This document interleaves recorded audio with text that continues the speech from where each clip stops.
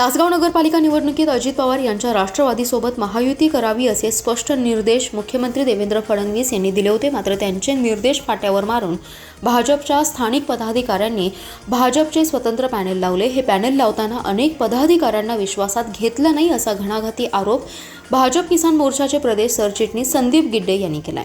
तर नगराध्यक्ष पदाचे उमेदवार म्हणून अजित पवार गट राष्ट्रवादीच्या उमेदवारांना मुख्यमंत्र्यांचा हिरवा कंदील आहे असंही ते म्हणाले.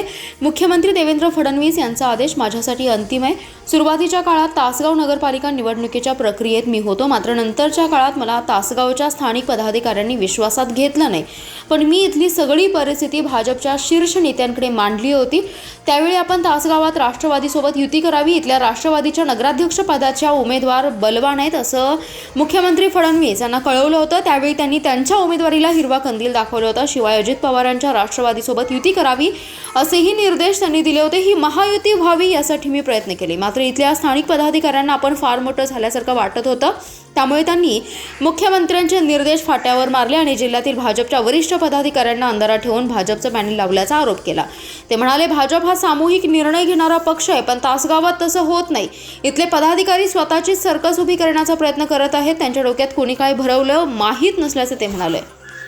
माननीय मुख्यमंत्री महोदयांच्या निर्देशानुसार सगळीकडेच आता नगरपालिका निवडणूक सुरू आहे आणि त्यानुसार तासगाव नगरपालिकेच्या निवडणुकीमध्ये भारतीय जनता पार्टीची सत्ता यावी, भारतीय जनता पार्टी आणि त्या ठिकाणी महायुतीची सत्ता यावी म्हणून सुरुवातीला आम्ही मोठ्या प्रमाणावरती तयारी केलेली होती.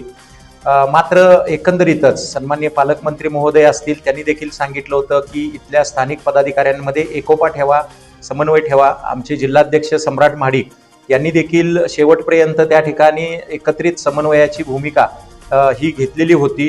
माननीय मुख्यमंत्री महोदयांनी देखील त्या ठिकाणी निर्देश दिलेले होते की आपल्याला जर निवडून यायचं असेल तर समोर दोन बलाढ्य शक्ती आहेत, तर त्या ठिकाणी आपण सर्वांनी एकत्र आलं पाहिजे आणि अजितदादा पवार गटाचा त्या ठिकाणी नगराध्यक्ष पदाचा उमेदवार जो आहे तो सक्षम आहे, तर एकत्रित महायुती करून आपण जर निवडणूक लढवलं तर त्या ठिकाणी आपल्याला काहीतरी यश जे आहे ते पदरात पडू शकतंय.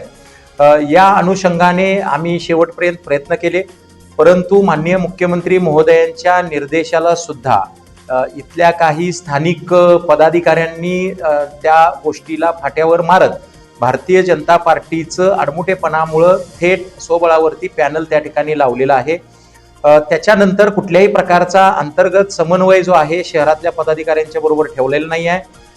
कुठल्याही प्रकारचं प्रचार शुभारंभ असेल, कुठलाही कार्यक्रम असेल, याच्या संदर्भात कुठल्याही प्रकारचे निरोप येत नाही आहेत. आज पालकमंत्री महोदयांचा दौरा असताना सुद्धा त्याच्या संदर्भात कुठल्याही प्रकारचा निरोप येत नाही आहे. त्यामुळं अशा प्रकारे पक्षाच्या कार्यक्रमाचे निरोपच येत नसल्यामुळं मी त्या ठिकाणी उपस्थित राहण्यासाठी माझ्या पूर्वनियोजित कार्यक्रमामुळे अडचणी येत आहेत. आणि मग या अनुपस्थितीचा कुठेतरी चर्चा व्हायला लागली की मी पक्षांतर्गत नाराज आहे का, तर मी अजिबात नाही. मी मुळात पक्षाचा एक समर्पित कार्यकर्ता आहे, पक्षाचा आदेश मानणारा कार्यकर्ता आहे.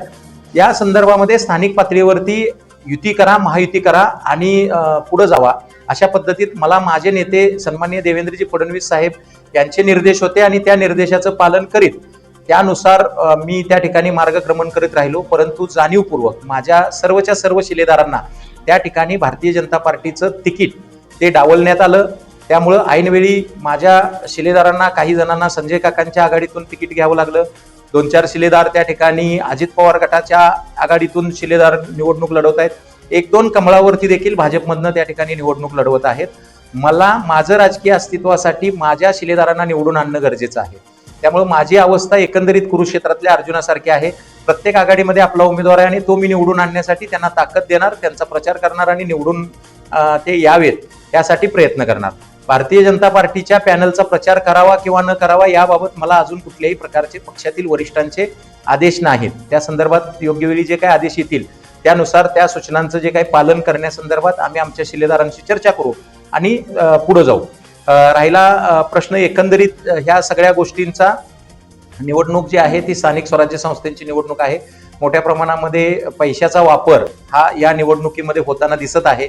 आमच्या शिलेदारांना विनंती आहे की कुणीही त्या ठिकाणी चुकीच्या पद्धतीनं कुणाला पैशाचा आमिष दाखव किंवा कुठलं काही मद्याचा आमिष दाखव अशा पद्धतीनं अजिबात नाही. आपण विकासाच्या मुद्द्यावरती काम करायचं आहे आणि आपले प्रत्येक आघाडीमध्ये 1-2 उमेदवार असल्यामुळं आपल्याला जे काही उमेदवार निवडून येतील ते घेऊन तासगावच्या विकासासाठी पुढे त्या ठिकाणी जायचं आहे. तुर्तास संयम ही शक्ती असते. वेळ जी आहे ती प्रत्येकाची येते आणि योग्य वेळेसाठी माझं सध्या लक्ष घड्याळाकडे आहे. तुम्ही कुठल्या पक्षाच्या गटाच्या नगराध्यक्षाला मदत केली? माननीय मुख्यमंत्री महोदयांनी त्यावेळेला जे निर्देश दिले होते त्यांच्याशी जी चर्चा झालेली होती तेच मी तुम्हाला सांगितलं की योग्य वेळेसाठी माझं लक्ष घड्याळाकडे आहे.